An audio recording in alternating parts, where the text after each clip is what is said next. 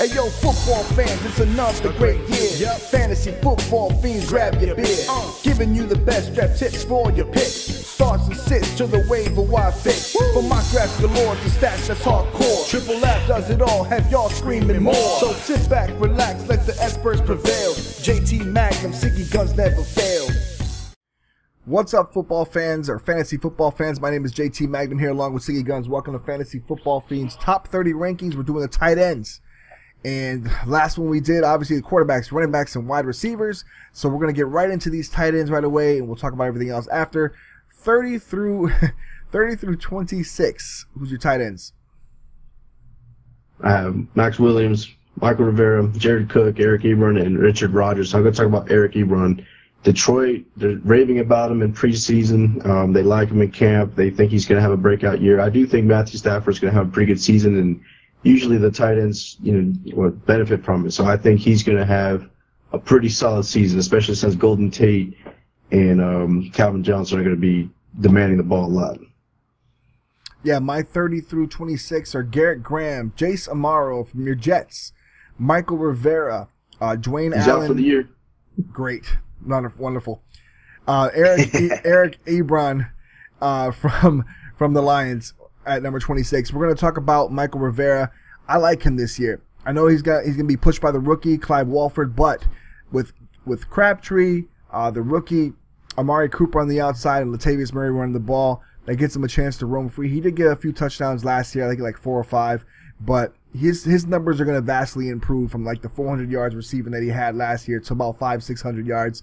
And we're talking tight ends here, so there isn't like a very deep group at tight end this year. It's only like the elites, and that's pretty much it. And then there's some hopefuls at the deep late rounds that you're going to get a tight end. But if you don't get pretty much a stud early, I mean it's hard to find that that that lower ranked stud here and there, or somebody that's going to hopefully break out. But you're 25 through 21. I have Josh Hill, Austin Jenkins. I forgot how to say his name. Is it Larry Green? Well, anyways. Well, Ladarius Green. There you go. Yeah. From San Diego. Sorry. From San Diego. Yeah, Ladarius Green, I think. Yes. There you go. Jordan Reed and Dwayne Allen. Now we're going to talk about Dwayne Allen. I actually have him ranked lower than Fleener, and I know a lot of people like Allen more than Fleener, but Fleener, he is injury prone, but I got a feeling that he has more of a rapport with Luck. So I have them both pretty close. He's just the next person up. I think they're both going to benefit. When we talked about Andrew Luck's going to have an incredible season, it's not like, Dwayne Allen or Fleener are going to be sad about their numbers, because they both should have pretty even numbers, in my opinion. Yep, my 25 through 21, and I did not know Jace Amaro was hurt. That sucks. He just literally a day ago got put on injured reserve. So put in Jeff Cumberland for him instead. Anyways, so for my 25 through 21, we got Austin Seferian-Jenkins, Larry Donnell. Sorry if I butcher his name. Heath Miller, Max Williams, and Kobe Fleener. And I had the tight ends for the Colts ranked lower this year because of all that wide receiver talent they have. I don't have a feeling the tight ends are going to suffer a little bit this year because of it. But anyways, I'll talk about Max Williams, tight end for the Ravens. I think Dennis Pitta is coming back from injury. He's still the man there, I think, but Max Williams will take over that position, I think, because Dennis Pitta's, I don't know if he's going to be able to come back. It seems like every time he comes back, he gets hurt again. So look for Max Williams as a nice, tall, athletic, fast tight end to be one of Flacco's favorites. And if they do use the double tight end set, you're going to see a lot more of Max Williams as well. So especially with them having not that many receivers. Who's your 20 through 15 or 16? I have Antonio Gates, Kobe Fleener, Heath Miller, Benjamin Watson, and Charles Clay.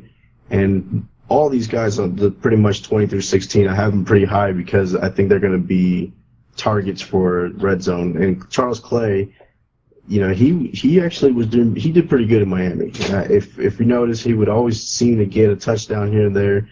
And I got a feeling that the Bills, especially since Watkins and Percy Harvin are going to have a lot of coverage, I think this guy's going to be a red zone target. And I think, I'm not so sold yet on Tyrod Taylor, but I got a feeling Clay's going to have a pretty good season. It always seemed like, what's his name, when he was there with Buffalo, always got touches and scores. So I got a feeling he'll fill that role nicely. Yeah, Scott Chandler. And Charles Clay's playing in that Greg Roman offense. Greg Roman offense loves tight ends. So 20 through 16 for me, I have Richard Rodgers. Julius Thomas ranked low. I know, I'm sorry, but he's hurt. And on top of being hurt, he's not with Peyton Manning anymore. And Jordan Cameron at 18, Kyle Rudolph, and Jordan Reed. I'll talk about Jordan Reed. He's the only, pretty much tight end left on Washington. He's instantly becomes the most used guy on that team. They traded for a tight end in Derek Carrier, but he's not going to come in and just steal playing time from him. So look for Jordan Reed if he stays healthy, because apparently tight end is the weakness right now at Washington, to get a lot of catches. And especially if Kirk Cousins, because Kirk Cousins is more of a pocket passer than RG3 was. So, he's going to look to bail out and throw the tight ends. And so Jordan Reed's going to benefit, I think, from that. So that's why I have him actually a little bit higher this year at 16. Who's your 15 through 11? I have Larry Donald on that side. There's a Donnell, whatever. Vernon Davis, Kyle Rudolph, Zach Ertz, and Tyler Eifert. I'm going to talk about him, Tyler E. This is a guy that had a lot of promise, a lot of upside, and then he got hurt. Now he's back, and I've already talked about Andy Dalton. I have a feeling that this is going to be his make it or break it year, and I think he's going to try to throw the ball to a lot of receivers and also to tight ends and everybody. So I think he's going to have a pretty good season. I think he's going to have a very solid tight end season, 700-plus yards, 4 to 5 touchdowns maybe. And my 15 through 11 is Zach Ertz, Tyler Eifert as well. Antonio Gates, even though he's missing 4 games, and Jared Cook, and 11, Jason Witten. And I'm talking about Jason Witten. That guy is just over the years, just finds a hole. He always finds his space. And with that offense, with those wide receivers they have as well, so spreading out everything, he just has more room to roam underneath again. And Jason Witten, always just manages at least 70 to 80 catches. He's going to get you 800 to 900 yards every year consistently and about 9 to 10 touchdowns. That's just how Jason Witten is. So definitely I'm leaving him at number 11. He's dropped down a little bit more than he has in the past just because of how many weapons they have in Dallas. But, yeah, he's still reliable for them, for at least for Tony Romo. Who's your 10 through 6? I have Walker, Owen Daniels, Julius Thomas, Travis Kelce, and Jordan Cameron. And now we're going to talk about Cameron, why I have him so high. Charles Clay had 600 yards, 3 touchdowns. Now, his health obviously is going to be a question with Cameron, but if he's healthy, I actually have him being a main target for Tannehill.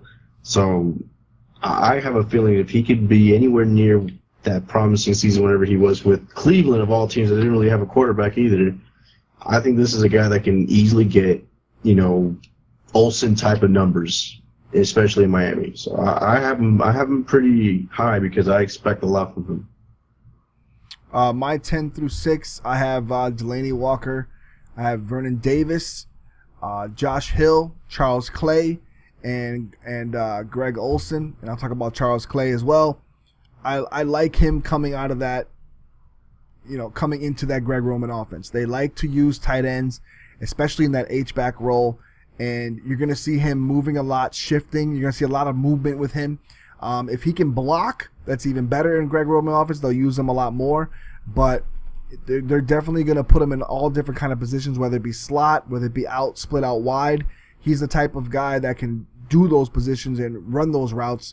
So look for him to get the ball a lot and get the ball in space quickly because they like to use tight ends in that kind of offense. So, and I think with Tyrod Taylor also being a little bit of a threat to run, teams are going to key in a little bit on him, and it's going to leave more room underneath for Charles Clay to roam. What's your 5 through 1? I have Witten, Bennett, Greg Olsen, Jimmy Graham, and Rob Gronkowski. I'll talk about Greg Olsen. I know, me and you talked offline about, Kevin Benjamin's injury, Benjamin's injury maybe affecting him in this. I got a feeling Olsen would step up even bigger now that he's going to be pretty much their main receiver. The guy had 123 targets, 84 catches, 1,000 yards, and 6 touchdowns. I think those numbers are going to improve now that he's going to be the main guy. I don't see defenses keying on him, so that's the reason why I still think he's going to be open for, a lot of plays. I think Olsen's going to have a really good season. I actually would have him higher, but the two names up top, Graham and Gronkowski, obviously command respect. My 5 through 1, Owen Daniels, Jimmy Graham, Martellus Bennett, Travis Kelce at number 2. I know it's shocking there. And Rob Gronkowski. And I'll talk about Travis Kelce because I was going to talk about Owen Daniels, but I'm going to talk about Travis Kelce. The reason why I have him at number 2 is because of the Jeremy Maclin factor. Alex Smith, 2012, I think Vernon Davis had 13 touchdowns and 900 yards receiving or close to it. The reason why, Randy Moss on the outside. And just that difference of having somebody, on the outside that can take defenses off. It left a lot of things open underneath for the tight ends. And of course, Alex Smith loves tight ends. He will throw the tight ends all the time. Mm-hmm. That's just how it is. When you have that guy that runs, those speed routes and those quick routes and things like that, you're gonna get those kind of things open for the tight end. And Travis Kelce is a very athletic tight end, and you're gonna see his numbers vastly improve just because of Jeremy Maclin. That's why I have Jeremy Maclin still rated low, because I think he's not gonna get the balls thrown to him like he was in Philly, where he's gonna get take a lot of the defense away from everybody else. So that does it for the that does it for the tight ends. Stay tuned. We're gonna do the last one, which is the defenses. Then after that, we will do our Start 'em Sit 'em show on Tuesdays, every Tuesday. And if you have trouble with that being on a Tuesday, and you see that players get hurt or things happen, like Jason Morrow getting hurt and I didn't know about it, feel free to go to our website, magnumsportsnetwork.com. You can check our rankings out there. Follow us on Twitter at JT_Magnum816 and at SiggyV. You can ask us questions on there as well. Leave comments in the comment section.